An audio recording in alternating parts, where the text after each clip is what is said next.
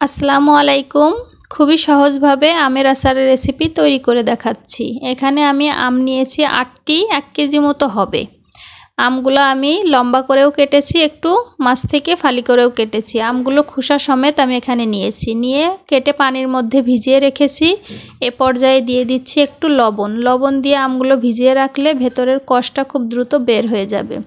অপরদিকে চুলায় পানি দিয়ে রেখেছিলাম, পানি ফুটে আসলে দিয়ে দিচ্ছি আমগুলা। আম দিয়ে একটু হলুদ দিয়ে আমি ঢেকে দিব সেদ্ধ হয়ে আসা পর্যন্ত। দেখুন আমগুলা কিন্তু সেদ্ধ হয়ে এসছে।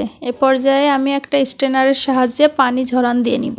আঁশযুক্ত আমের আচার ভালো হয়, এজন্য আপনারাও চেষ্টা করবেন আঁশযুক্ত আম নেওয়ার জন্য। এখন 2 চামচ মতো পাঁচফোড়ন আমি খালি খোলায় ভেজে নিব। ভেজে এটা নামিয়ে রাখবো।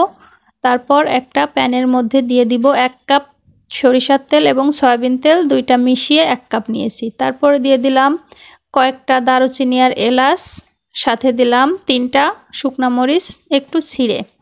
তারপরে দিয়ে দিয়েছি পাঁচফোড়ন। এ পর্যায়ে দিয়ে দিচ্ছি রসুনের কোয়া।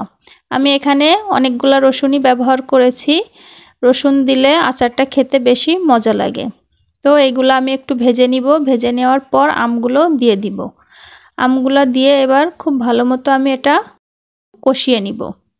ঢেকে দিলাম, ঢেকে দিয়ে কষিয়ে নিব। এই পর্যায়ে আমি নিয়ে নিচ্ছি গুঁড়া মশলা, লবণ, হলুদ, মরিচ আর ধনিয়ার গুঁড়া নিয়েছি। আর আমি যে মরিচটা স্লিফ্লেক্স করে রেখেছিলাম, খালি খোলায় ভেঙে রেখেছিলাম, সেটা নিয়েছি। গুঁড়াগুলা 1/2 চামচ করে হবে, আর 1 চামচ নিয়েছি স্লিফ্লেক্স। তো এইগুলো আমি এখানে অ্যাড করে দিলাম, দিয়ে নাড়াচাড়া করে খুব সুন্দর মতো কষিয়ে নিব। কষানো হয়ে এসছে। এই পর্যায়ে অ্যাড করে দিব 2 কাপ চিনি। রোদে দেওয়া ঝামেলা ছাড়া আচার কিন্তু অনেক দিন সংরক্ষণ করা যায় এই চিনির কারণে। চিনি কিন্তু প্রিজারভেটিভের কাজ করে। এই জন্য চিনির পরিমাণটা বেশি হলে আচার অনেক দিন পর্যন্ত ঘরে ভালো থাকে। বাটাবাটির ঝামেলা, রোদে দেওয়ার ঝামেলার জন্য অনেকেই কিন্তু আচার তৈরি করতে চান না। এইভাবে একবার আচার তৈরি করে দেখতে পারেন, এটা কিন্তু অনেক ভালো। এবার অনবরত নেড়ে চেড়ে এই চিনির রসটা আমি শুকিয়ে নিব। শুকিয়ে আসলেই কিন্তু আচারটা তৈরি হয়ে যাবে।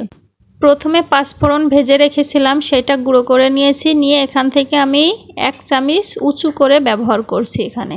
তো ভাজা পাঁচফোড়নের গুঁড়া ব্যবহার করে ভালো করে নাড়তে হবে। নাড়াচাড়া করতে করতেই কিন্তু আচারটা হয়ে যাবে। দেখুন রসটা শুকিয়ে এসছে, আচার কিন্তু হয়ে এসছে প্রায়।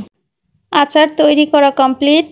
দেখুন একটু ঠান্ডা হয়ে গেলে এই ক্লিপটা নিয়েছি, দেখতে কতটা লোভনীয় লাগছে। এ পর্যায়ে ঠান্ডা করে একটা এয়ারটাইট কন্টেনারে ভরে রাখলে দীর্ঘদিন পর্যন্ত কিন্তু সংরক্ষণ করা যাবে।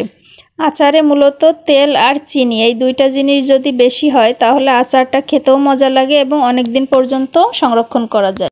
তো আজকের মতো আমি বিদায় নিচ্ছি। আল্লাহ হাফেজ।